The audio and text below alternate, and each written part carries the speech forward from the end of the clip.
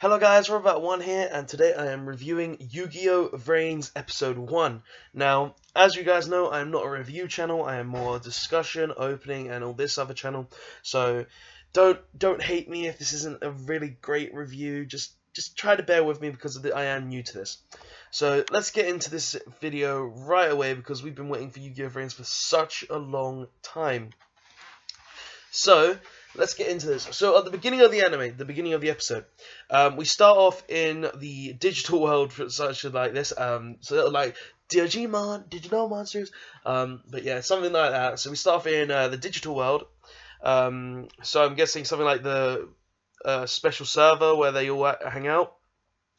And this place is being attacked by the Knights of Hanoi. The Knights of Hanoi, maybe? I don't know how to pronounce the name correctly right now, but where it's being attacked by the Knights of Hanoi, and this is the Cyverse, a sort of computer program, I think, that's very detrimental to the existence of the digital world, and it looks like the Knights of Hanoi are trying to take control of it or destroy it or something like that. And all these AIs, we don't have their names, are currently sealed by them. And so these AIs are trying to break out of their seals, trying to stop the Knights of Hanoi from obviously taking control of the Cyverse, or trying to steal the Cyverse, trying to break the Cyverse, trying to destroy the Cyverse. As I said, we don't know what they're actually trying to do. But we've got they're all riding these big sort of dragon monsters. Which look really cool, sort of like green, and like I think we already got a card version of it, so that's really cool. And through this, like this one AI who's not cool, he's like some cocky bastard, yeah. Ignis, this AI called Ignis comes out saying, "Oh, I'm gonna have to save the day because all you buggers are sealed up." And so yeah, he kind of like leaves the Cyverse area.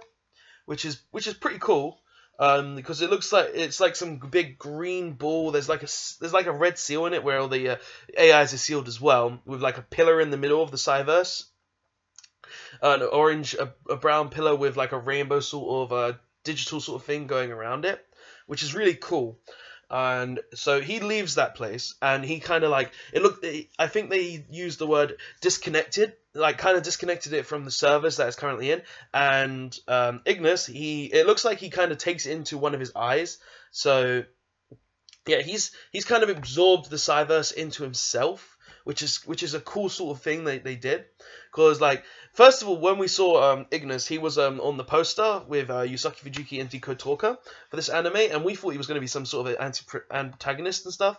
So that was really cool to see see him just be like, oh, come along and be like an actual good guy. Because he's an AI, obviously, so he's like trying to save everyone as he did the cocky bastard AI. But yeah, so he has taken the Cyverse into himself, and as he's done this, one of the big dragons that was in the Cyverse has come out and eaten him. Yes. So one of these dragons basically eats him, but not all of him. Basically, his eye, the eye that he put the Cyverse in, breaks away. And with this eye breaking away, we then go 5 years into the future. Yes, so after the Cyverse is taken into Ignis's eye, he's broken apart. The cocky bastard can't be cocky anymore. Yeah, so we're taking 5 years into the future, where we meet the duelist Deko. We meet two duelists, and with these two duelists, it's like they've both got one monster on board. One of them is, I believe, Cyverse Slash or something. I can't remember the name. It's the monster that's when it's special summoned, it destroys 2 spell and trap cards, I believe. It's a Cyverse monster, level 5, and with this we've got one of the Knights of Hanoi dueling, and and we've also got like the sly guy Ignis in the background, just his eye in one of the in a gargoyle, just watching the door. So in this door, we kind of get an introduction to Yusaki's side character, Playmaker. And he's basically telling the Knights of Heoi that, oh, I'm always going to be here to stop you. You're not going to break the Vrains server, sort of thing. Just sort of stuff like that, because he's like trying to pump himself up, trying to scare the Knights of Hanoi away. Which I thought was really interesting, to be honest, because it's like, oh, we don't even know if he's who he is yet. Obviously he's Yusaki though, but. And he's just like bringing himself all as a big playmaker sort of guy, as his name is Playmaker, and it's really interesting. After that, though, we cut to Yusaki in a classroom, like asleep, and this guy, and he's woken up by this guy who is called Shinma Naoki. Now, Shinma Naoki, this guy, he reminds me of the fisherman guy from Yugioh Vrains, and I'm not even joking, he's got like the same face as him. It's just really similar. They look so much alike, and just seeing that made me think, you his son, yeah. But anyway, so he's woken up by him, and he's just sort of tight, and Yusaki doesn't know his name or anything. He introduces himself because Yusaki's like, Yusaki is like the rogue of the class, the loner. So, well, from the looks of it, and he's like, and Shinma, comes up, talks to him about dueling, asks him about the duel disc, kind of shows off his high-tech new duel disc, you know, that Soul technology duel disc, the new one, and then kind of calls Yusaki's duel disc shit, telling him that you have to have real cards for that duel disc. My duel disc is like, only just through an AI interface. It's got its own AI and everything, so that's kind of cool. But like Yusaki, then he the Shinma offers him to teach him how to duel, and like Yusaki comes back with like, oh, but there's 3 bad things about you, such as you're a cocky git, I suppose is one of them. Like the whole thing, he's kind of really cocky in my opinion. But Yusaki also comes back saying 3 good things about him, how he keeps up with current events and stuff, like how he loves Yu-Gi-Oh!, just stuff like that. Well, loves duel monsters in the Yu-Gi-Oh! Anime universe. So yeah, he loves duel monsters, and then Shinma just kind of runs away, like a little pussy. So yeah, Shinma just kind of like runs away, and then we cut off from that into the Soul Company. Yes, so we move away from that into the Soul Company, which is obviously the guys who run the Vrains server, make the new technology, the new duel discs. They're probably the ones who also created the Cyverse. But yeah, so we go to the Soul Company, where we meet a guy called Zaizen. He's just like walking down this hall to begin with, into sort of like a hologram room. So yeah, he's kind of gone to this hologram room where we see like 5 chess pieces appear, and 4 of them disappear, and 1 of them stay, and this one is called Bishop. So yeah, so this is kind of like, I believe, the guy behind the scenes, the shadow sort of guy of the company, stuff like that. And they start talking about 5 years ago, because we cut 5 years into the future after the Cyverse break, the Cyverse event. So we cut they start talking about 5 years ago when the Cyverse was taken, and when the Cyverse was taken, and how if they don't get the Cyverse back, the future of their actual company is probably going to be screwed. So it's going to look really grim for them, sort of thing. So yeah, they're talking about that and all this other things, like the Knights of Heoi as well, I believe. Then after that, we move on to the Knights of Hanoi's base. Well, I believe the Knights of Hanoi's base is, and so 2 people appear in this. One lackey sort of guy, which I don't think we got the name for, and another guy who is basically, I believe, is the main antagonist, called Revolver-sama. Yeah, so his name's Revolver, and the lackey guy tells Revolver Sama about how they've located Ignis in the Vrains server, and how they need to find him, and if they don't find him, then it means that their business 5 years ago, when they actually tried to destroy the Vrains server or take over the Cyverse server or something, would go to complete waste. So if they don't actually get Ignis, they won't be able to do this. They also talk a little bit about Playmaker, obviously Yusaki's dueling identity, who is kind of like stopping them from going into the Vrains, stopping them from finding Ignis and stuff like that. So yeah, we sort of go into that sort of thing, and Revolver kind of says that maybe it's a soul agent, but he doesn't believe it and stuff like that. So after that, we move back to Yusaki. Yusaki's just like sitting on a bench next to some hot dog cart, talking, and he asks the guy in the hot dog place about. Well, he asks the guy, who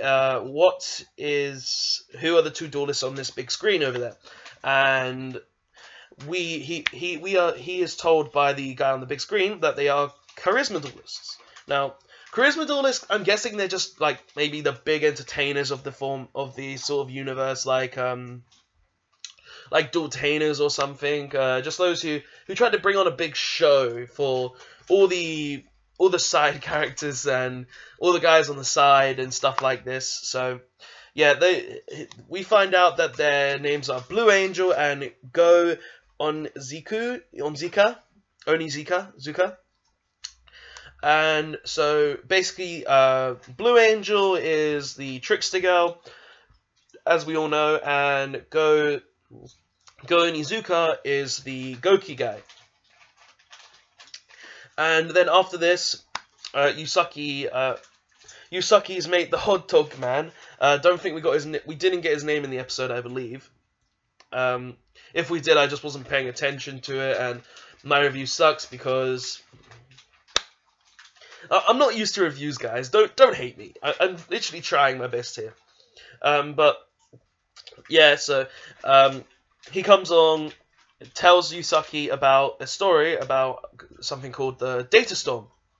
And the Data Storm is essentially like it's like a wave that you duel on in the Vrains universe, where a few years back you could duel on these sorts of like hoverboard sort of things, and like in the stream monsters lived in there. So while you were dueling on this stream, you found there were monsters, and duelists just loved it. And if Yusaki ever ran into this, then maybe he would love dueling again. And basically, after that, we get a little backstory, a little flash into Yusaki's past about why he duels more seriously, doesn't really like dueling, just duels because he feels like he has to. And we find out that Yusaki's past and the hot dog man's little brother's past was somehow taken, and this is why Yusaki it just duels seriously, to be honest. And yeah, but after that story, we go into Yusaki getting a brainstorm, figuring out something about what the Knights of Hanoi were doing in the Cyverse universe. And why they were, trying to break in so much. And Yusaki kind of figures out that the road AI Ignis is someone he needs to find, and someone he needs to like help out and get for himself to use as their savior, and against the Knights of Hanoi. So Yusaki kind of breaks into this hot dog man's van, just like goes in the back, breaks in, forces the guy to close. Yusaki takes no shit, and just turns on this super high tech computer, which was weird because of like, why is there a super high tech computer, or any super high tech technology in the back of a hot dog van?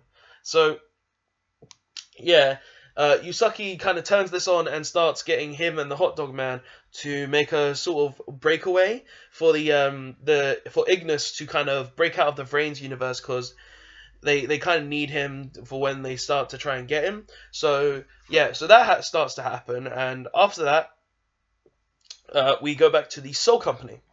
So back at the Soul Company, we have Bishop, the sort of chess guy behind the shadows, and Zizan talking to each other, and Bishop is basically telling Zizan, why haven't you done a scan on the Vrains universe to find Ignis?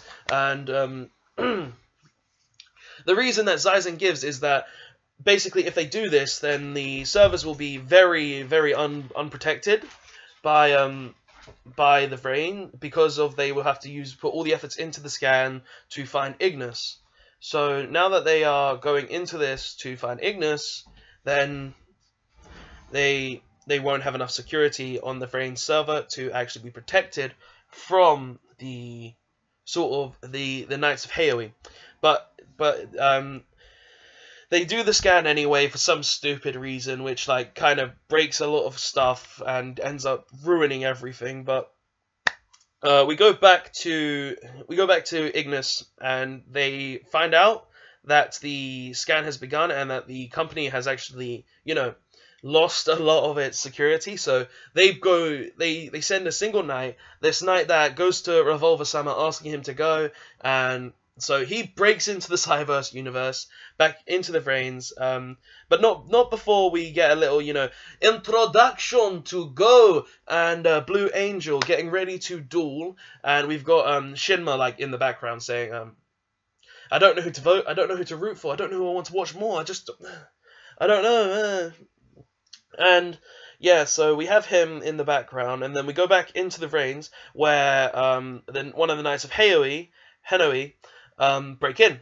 So now that the Knights of Hanoi have broken in to the Cyberse universe, they just start causing havoc. And this is also all after the scan has started, so Ignis is trying to hide away from the scan, trying to get away. And then, like, the Knights of Hanoi, they find Ignis, not after obviously erasing a lot of humans in the Vrains universe. But a thing that I kind of found interesting is, as the Knights of Hanoi broke in to the Cyberse universe, a little after, once they start causing havoc, it made things in the real world start to break, such as TVs. Lots of things started to break and collapse, which was kind of interesting to me, because how is the digital world and the real world connected in that sort of way? Because you wouldn't think that the digital world and the real world is connected that much. So after seeing those screens break, it was kind of interesting to see something like that. And then we cut back to Shinma, like getting the hell out of there for just a second. But yeah, so after the Knights of Hanoi have erased a ton of accounts, all of that, Yusaki actually manages to make the route for Ignis to break out of the Vrains universe. And after they break out the Vrains universe, a lot of electricity is kind of, like, Yusaki goes outside, and a lot of electricity is sort of forming around Yusaki and his dual disc, because he put on his dual disc, and Ignis sort of slips in to the dual disc, just to get away from, like, the Knights of Hanoi and all of that. So after that, he has broken out of the Vrains and now is in Yusaki's dual disc. Yusaki says that we're going to use Ignis as the savior to, get to kind of like beat the Knights of Hanoi, I'm guessing, and to maybe beat the Soul Company, because they might be a little evil, in the background. But after that, so now that Ignis is now inside Yusaki's dual disc, he tells him that you can't get out. You're now permanently in my dual disc. We've made it so you can't alter any of the programs in there. And after all of that, Yusaki then goes back into the Vrains, goes into the Vrains, while Ignis is saying, like, no, I just escaped from there. I don't want to go back. I don't want to go back, sort of thing. But yeah, so we're back in there, and we see, this is obviously when, and we also see Blue Angel running away on the screen, so that's one of the main other reasons that Yusaki kind of like just ran into the Vrains, because there's also like this sort of other high-tech sort of technology in the hot dog van that allows Yusaki to sort of jump into the Vrains whenever he wants. So that was kind of interesting as well, seeing more super high technology in the back of a hot dog van. So yeah, hot dog van, super high tech, interesting.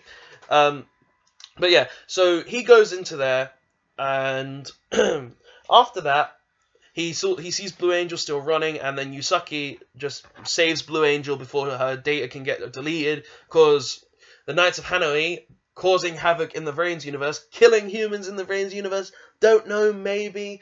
But no, they just said that they're erasing accounts and stuff, so yeah, so the Soul Company, we do see the Soul Company again, and they say that accounts are being erased and all of this, and yada yada yada. But back to the main plot, where we see, we see like Ignis.